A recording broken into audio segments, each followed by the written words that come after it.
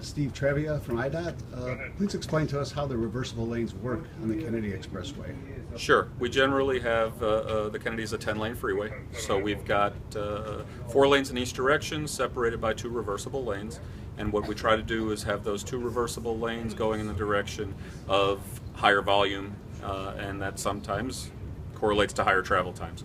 So what we try to do is take a look at how things are operating, not just on the Kennedy Expressway, but also on other facilities, because Chicago is unique. A lot of our freeways all come together in near downtown. So what's happening on the Kennedy affects what's happening on the Ryan, and what's happening on the Edens, and what's happening on the Stevenson and the Eisenhower to a certain extent. So we have to be conscious of all of the different facilities and what may be going on. But in general, we operate the reversibles inbound in the morning to handle the traditional morning commute, and we have them outbound in the afternoon to handle the traditional afternoon rush commute.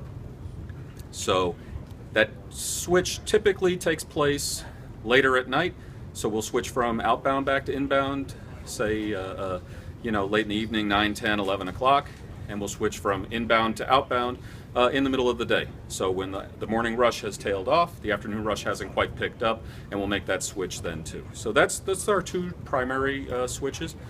In the afternoons, particularly in the summers, what we see is that the reverse commute, particularly inbound, is building and becoming more of a concern for the region. So what we try to do is keep an eye on all of the travel times on the Edens and the Kennedy, inbound and outbound, as well as the Ryan and the other facilities, including Ohio Street and how it impacts the central business district. And we try and take all that into account, and then if that reverse commute is truly building, not just in travel time, but the volumes are taking over from the traditional outbound commute, then we'll try and make an extra switch there to accommodate that need. And there are additional switches on the weekends to accommodate people going downtown or to football or baseball games? Absolutely. We take special events into consideration. So if there's Monday Night Football or a Sunday football game, or Thursdays or hockey games or basketball games, try and keep all that take all that into account. And Saturdays, Chicago is a big draw for a lot of reasons. People like to come into the city and enjoy the city. So we have to be conscious of the fact that people are trying to get into the city at certain times on a Saturday or Sunday, and then we do see patterns where people are trying to get back out after they've enjoyed themselves downtown. Okay, great.